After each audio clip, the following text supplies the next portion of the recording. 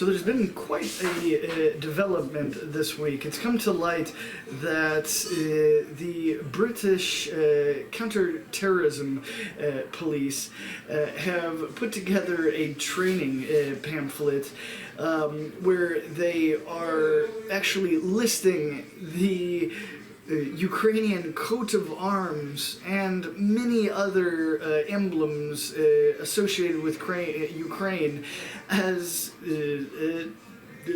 emblems of terrorist groups, or as the Azov battalion goes, a white supremacist group, which most people that look into them can understand that that's what they are. But now that a Western government is acknowledging this, it's really quite a big step in the right direction, because so many people here in Donetsk over the last 5 years have seen so many terrorist attacks taking place here at the hands of the Ukraine government, Ukraine forces, or pro-Ukraine battalions such as the Azov battalion. And people really were surprised to see that the British government was starting to actually maybe take a stand against the Ukrainian government. But as it seems now, the British government is a little bit backtracking.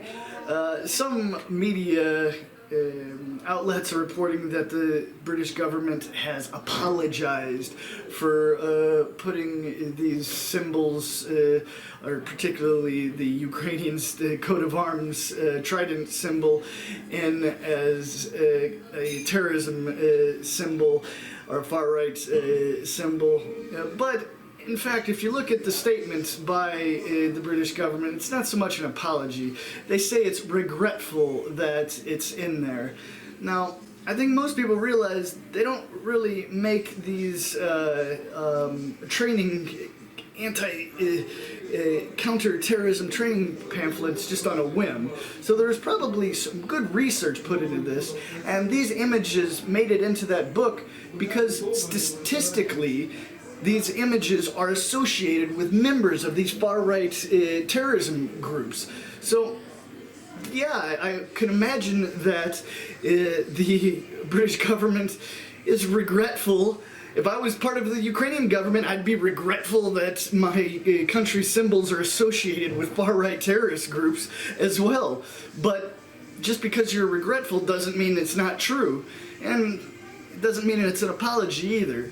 So they are, the British government, that is, are starting to recognize things that are happening here in Ukraine.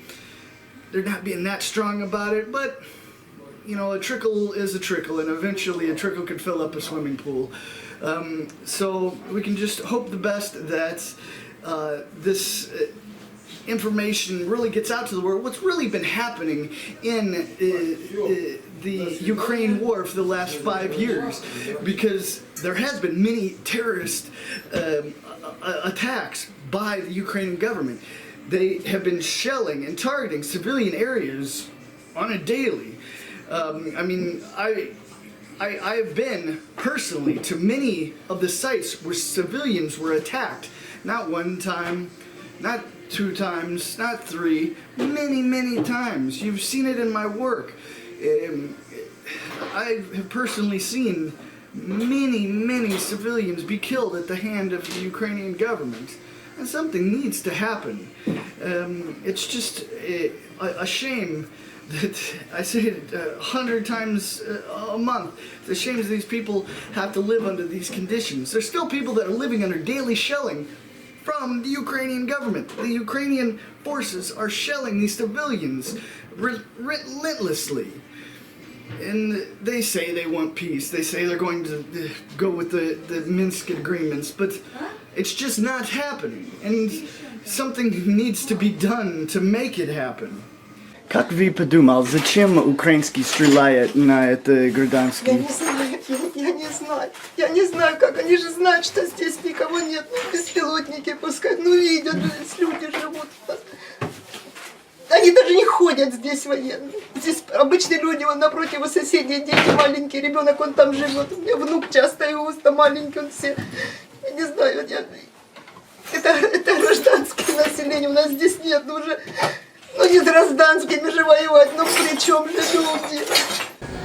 And right now we are lucky enough to have a member of the Donetsk People's Republic Army, First Lieutenant Dmitry Astrahani, and he's going to be telling us a little bit of what he thinks about the situation of these Ukrainian symbols and what they actually mean to the people. So what I want to tell is that all the symbols are widely spread in Ukrainian army, in Ukrainian police.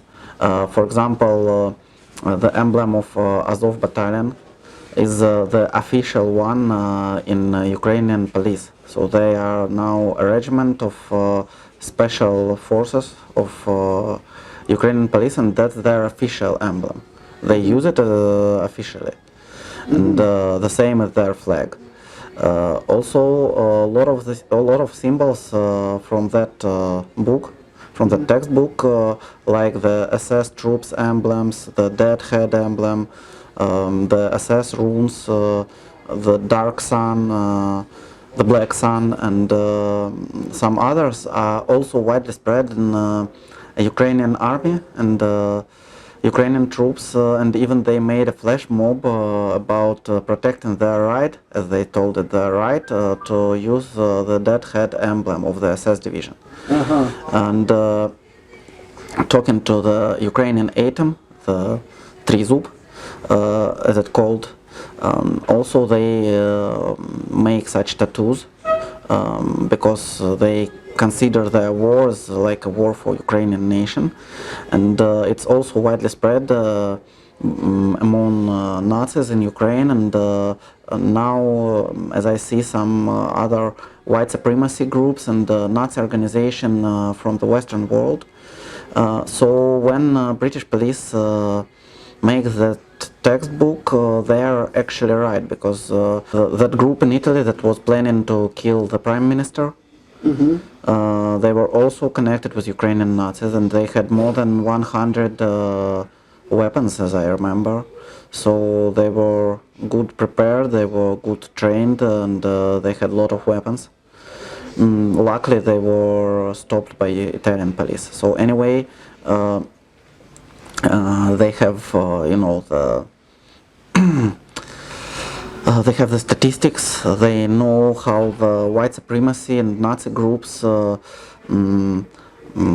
have their literature through Ukrainian websites, have their studies and trainings in Ukraine and with Ukrainians, and also they know that some British citizens joined Azov to get their combat experience, and then they are planning to go back. Anyway, they plan it, and I guess the only way to use that experience they got in Donbass is to make the terroristic attacks, because as you know, a lot of terroristic acts were made by Ukrainians in here during the war. And I mean the artillery terroristic attacks, when they use heavy artillery to shoot precisely the civilian objects. And they definitely know that they shoot the civilian objects. So, so they just use artillery, you know, instead of car bombs like the Middle East. They just don't need the bombs. They can use their heavy artillery. And also the so-called, as they call it, the cleaning ups of the cities,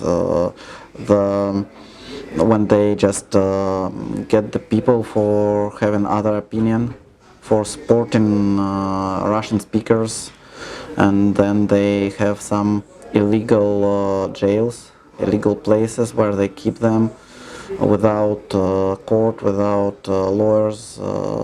And there are a lot of terroristic acts made by Ukrainians, and that's what experience they get here. And yeah, I've definitely seen many attacks on civilian populations here. Just yesterday was the 5-year anniversary of the trolley bus attack on the Bessay area of Donetsk, where there was, as you know, 13 civilians killed. I remember that day very well.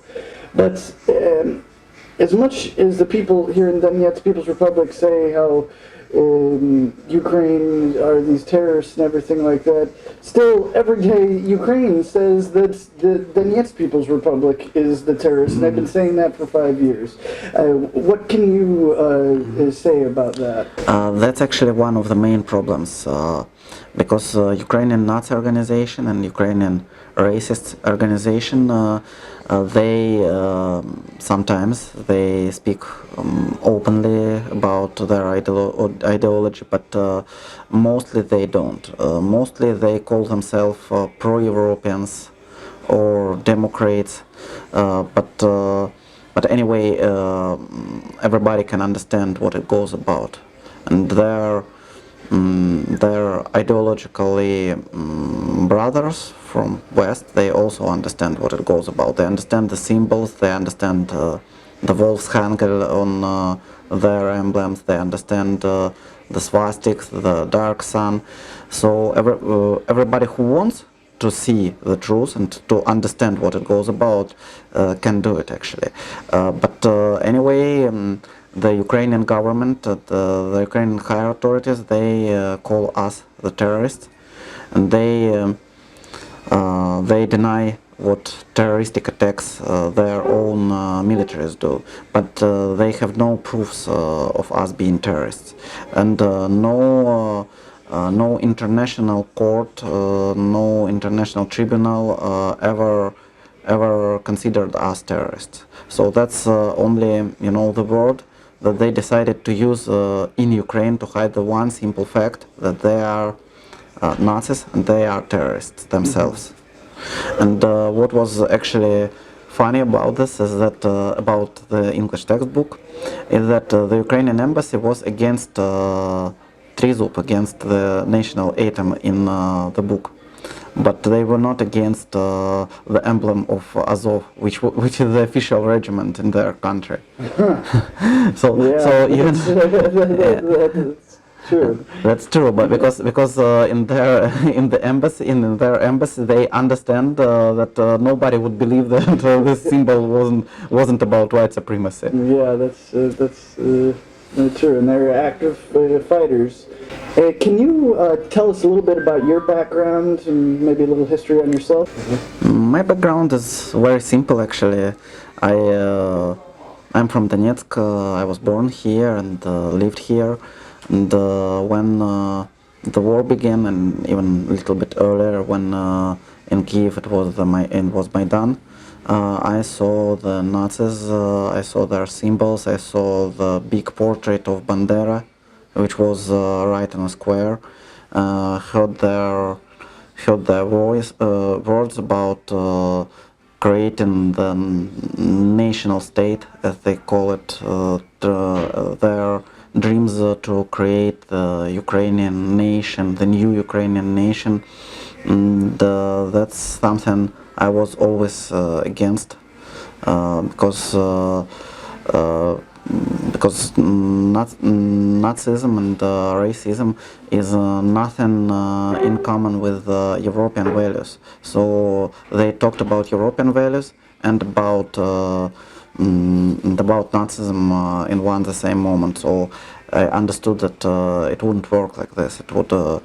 They would just try to create Nazi and anti-Russian, Russophobic state.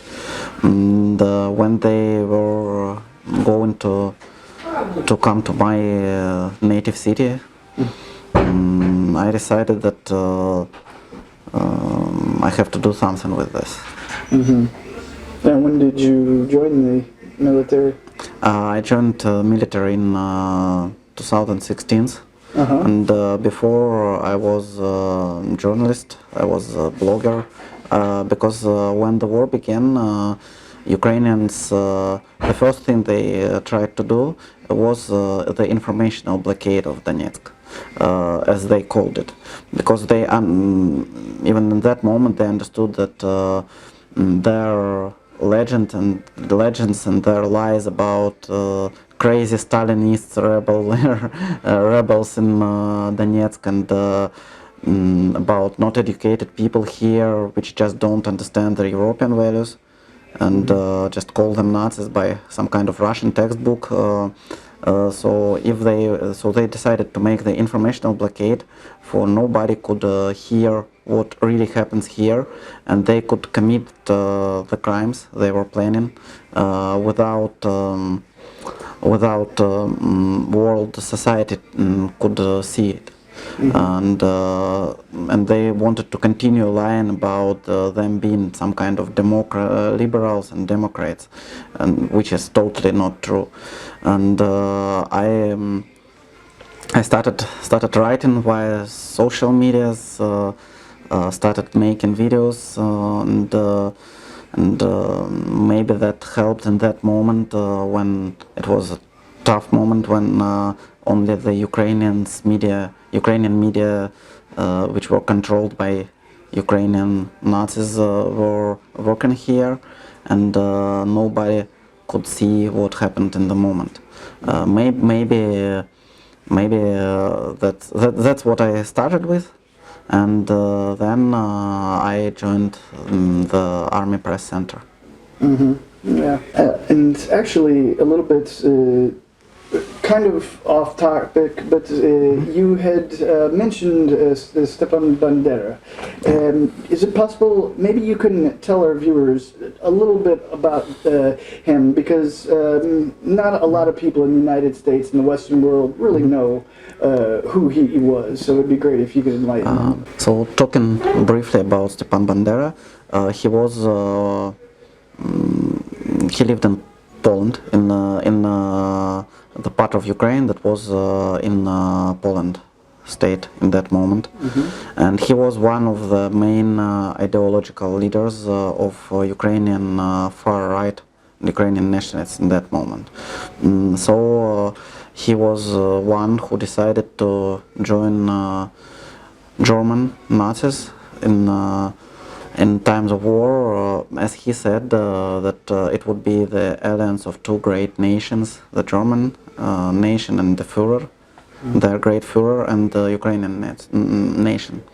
And after that, the organizations of Stepan Bandera, and of course he's not the only one, but mainly, joined the SS troops in Western Ukraine, joined Schutzmannschaft battalions that were the Polizei helpers in that moment, and fought against Soviet Union, took part in Nazi crimes, took part in killing civilians, killing Jewish, and killing communists.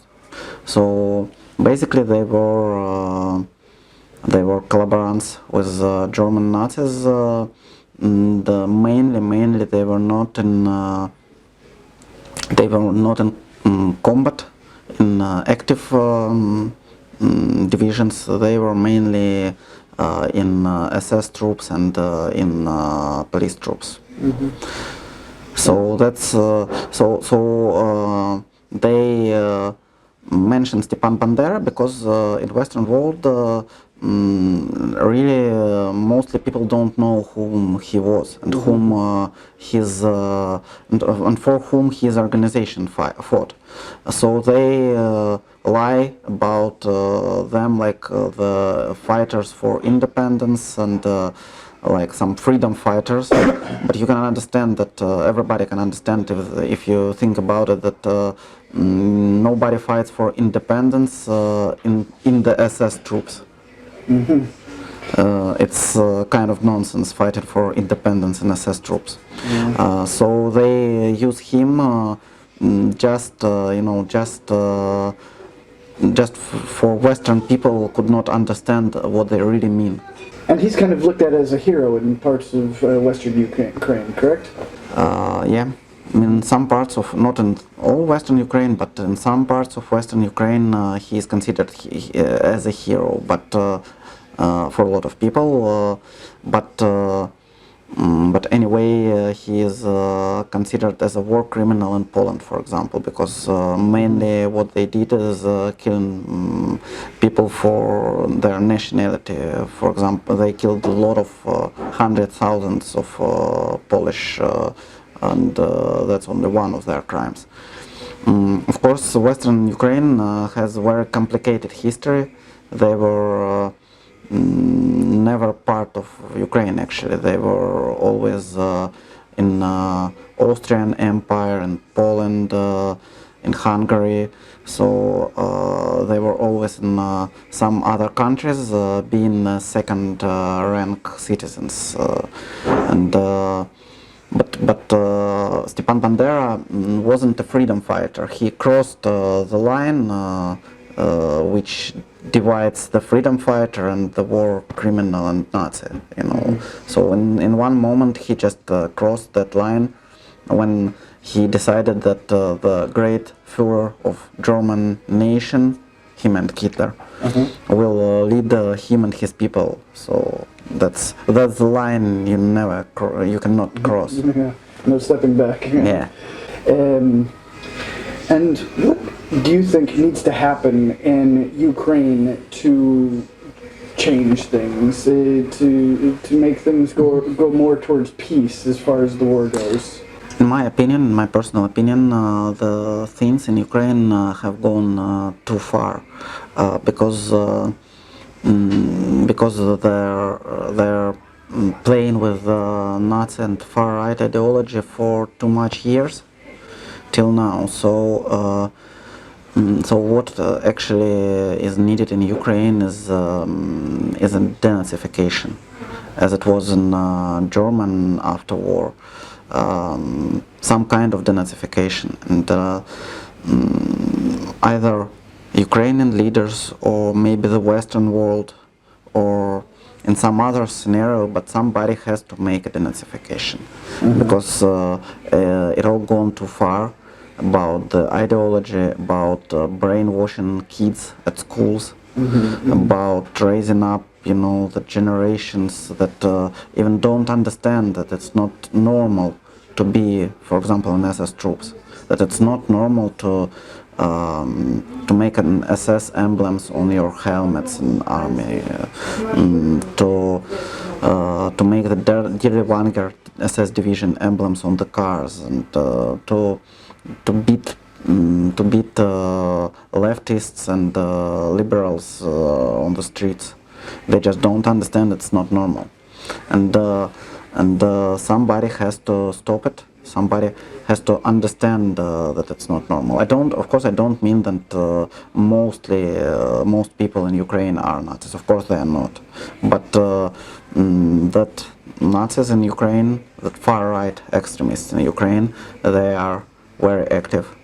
They are active on the streets. They are active in army. They are active in politics, and they have the gangs. They have the parties. Legal parties. They have the troops, and they even have a lot of people in parliament.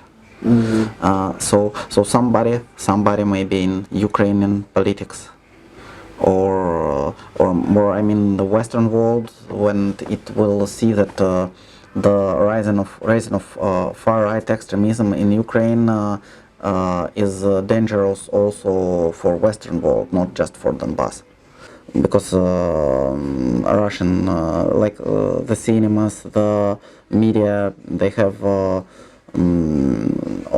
As far as I remember, 70% of all medias have to be in Ukrainian language, even the commercial ones. I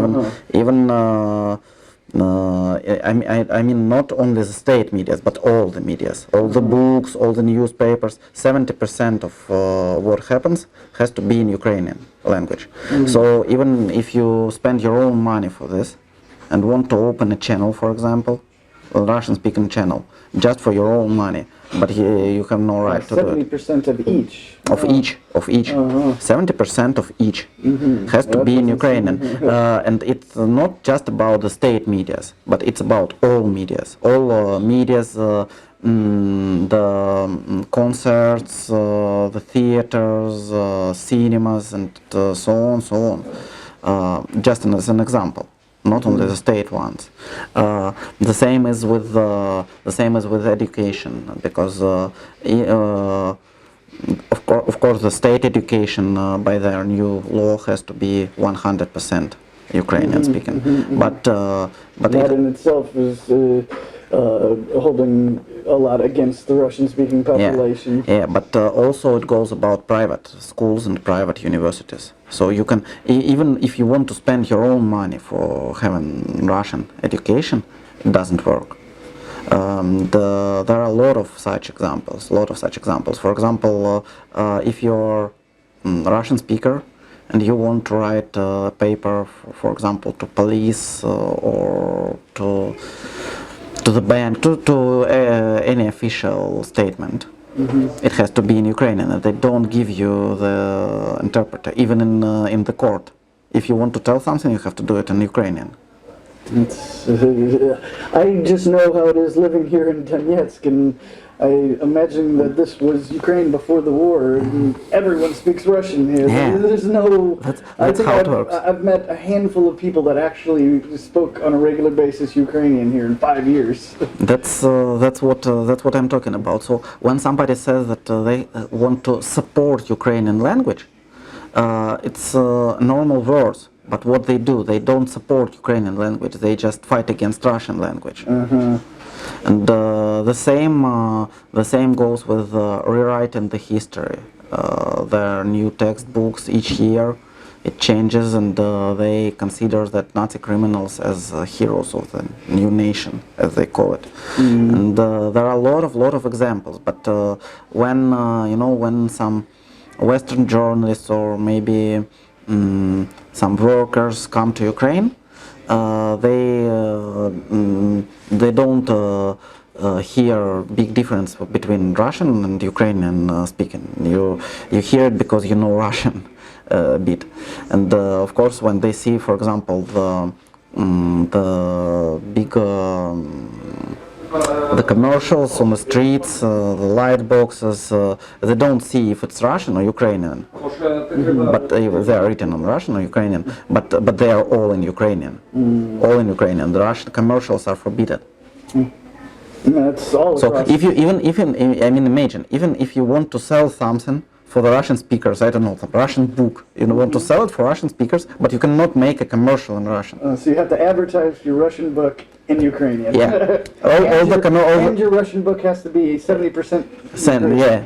Not less. No, it's about the newspapers, not less than 70%. So if it goes about books, I'm not sure how it works with books, but if it's a newspaper, then 70% should be Ukrainian.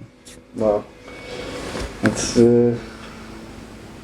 very weird way of looking at life. Yeah, and that's a weird way of looking to European values and liberal democracy, because I don't know if there are some kind of normal Western states where the things work like this. Now, I wonder if someone tried to open the full English paper, if they would still have the same. That's one of the moments they try to rewrite the laws, because they now make the acceptance for languages of European Union. But not big acceptance. I mean, not exceptions. Yeah, they make exceptions for the languages of European Union. So in some ways. Basically, it works just for Russian. And that's kind of Nazi movement, It's not how it works in the normal world. Being prejudiced against Russians, for sure. There's no question about that.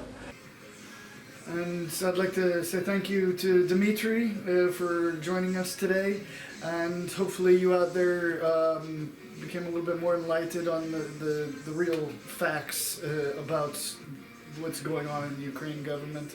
And please, as always, like this video, subscribe, and share it across all social media.